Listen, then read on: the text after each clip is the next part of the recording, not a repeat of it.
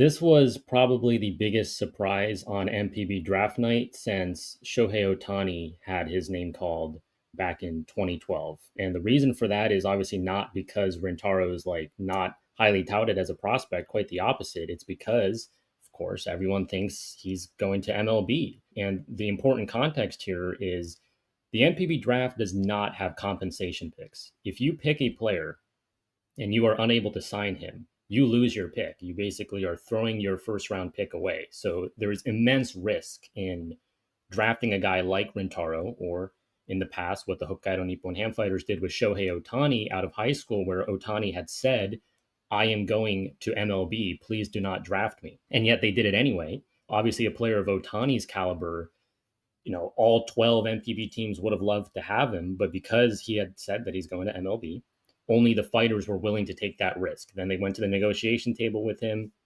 presented this incredible presentation about all the risks he's taking by not starting his career in MPB, all the reasons why he should start his career in Japan, in his home country, why they'll develop him as a two-way player. As it turns out, Ohtani ends up going to the fighters.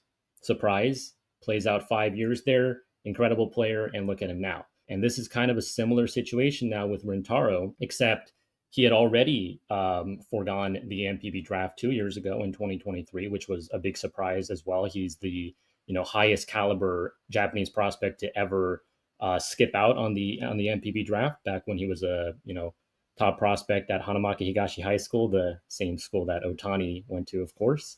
Now Rintaro's at Stanford, and we knew going into draft night that the possibility of him having his name called is there, but for two teams to nominate him in the first round, no less, that was just an immense surprise.